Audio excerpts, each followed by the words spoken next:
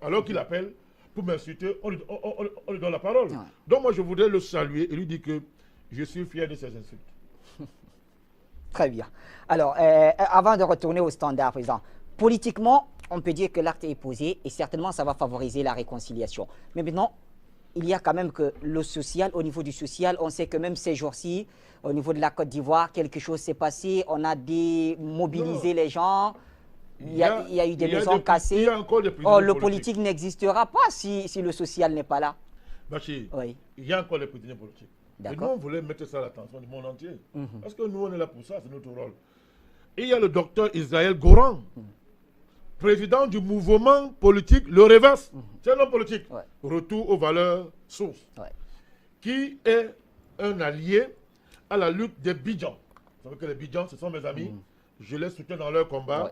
Ils sont les dépositaires exclusifs du patrimoine foncier et lagunaire d'Abidjan. C'est leur fief. Et vous savez que Abidjan, c'est le lieu, ça produit pratiquement 85% des richesses ivoiriennes. Oui. Richesses fiscales ivoiriennes. Donc, monsieur le docteur Israël Goran, il est en prison, alors nous parlons. Il est arrêté. C'est un prisonnier politique. Pourquoi il est arrêté, Bachir? Parce qu'il soutient les Bidjans. Et parce qu'il les soutient en disant que non, nos amis Djoula, ce n'est pas un peuple ivoirien. Djoula veut dire commerçant. C'est ce qu'il a dit, hein, monsieur Goran. Il dit que les vraies tribus ivoiriennes, il les a cités. Il les a cités dans son document. Donc, vous savez que l'enjeu Bidjan en Côte d'Ivoire, je l'ai expliqué ici, c'est des milliards de francs CFA. Et qui sont aujourd'hui la convoitise des gens comme Bolloré, le roi du Maroc, bref, ce gang de la communauté internationale qui ont fait même base sur le patrimoine des Bidjans. Donc le crime de monsieur, du docteur Goran Israël, c'est d'avoir en tant qu'homme politique soutenu les Bidjans. Donc c'est un prisonnier politique, il faut le libérer. Très bien. Voilà.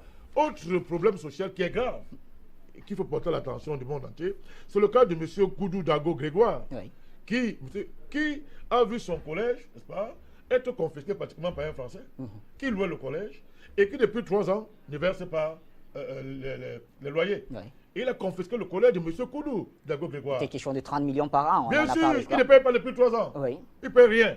Et quand M. Koudou Grégoire se plaint, il nous dit qu'il se fait foutre, permettez-moi l'expression. Et ils sont allés en justice en Côte d'Ivoire.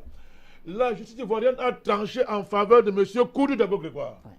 Mais ce qui est grave, c'est quoi, Bachir? C'est que, au lieu d'appliquer le verdict de la justice, l'État ivoirien impose à M. Koudou de travailler avec la fille de ce Français en question. Vous vous rendez compte? Mais surtout de garder le nom de l'école intact, qui est un nom français. C'est que M. Koudou veut changer. Donc, il y a encore des prisonniers politiques, il y a des cas sociaux très graves en Côte d'Ivoire. La question sociale est très profonde en Côte d'Ivoire. Il me semble que ça va être une vraie tasse, comment on dit ça, la mer à boire pour le président Ouattara et ceux qui veulent lui remplacer. On verra ce que ça va donner. En tout cas, espérons que tout cela aussi va entrer dans le nouvel agenda du président Ouattara qui œuvre à ce qu'on voit vers la réconciliation, si l'on s'en tient, ne serait-ce qu'au discours prononcé lundi. Eh bien, et avant de retourner vers nos autres appelants, il faut rappeler qu'ils sont quand même très nombreux. Président Bandakani, je voudrais quand même noter ici que beaucoup d'Ivoiriens en exil sont aussi concernés par cette amnistie. Ici, comme Damana Picasse. Ah oui, le grand Damana Picasse. Je salue en passant et je suis très content pour lui. Et tout le gouvernement en exil. Ils sont nombreux, Sylvestre Picasse. Ces grands hommes, tous ces gens, les ministres. Kone Katinan. Voilà. Tous ces gens sont concernés. C'est une bonne nouvelle. Vous savez, Bachir, moi j'ai fait la prison. J'ai fait la prison. Je vous dis que je n'aime pas parler de mon parcours parce que beaucoup de gens sont morts sous mes yeux. Si je suis vivant, c'est une grâce. La grâce de Dieu, du vrai Dieu. Donc, je n'aime pas beaucoup en parler, mais j'ai fait la prison. Plusieurs fois dans ce pays, le Cameroun. Je sais ce que c'est qu'être en prison. Je sais surtout ce que veut dire être en prison comme Madame Yvette Barbeau. Comme ce que le président Barbeau a vécu toute sa vie et qui continue à vivre d'ailleurs aujourd'hui à La Haye. Je connais ce que je ressens ce que vivent nos frères en exil. C'est très dur, Bachir. C'est très dur.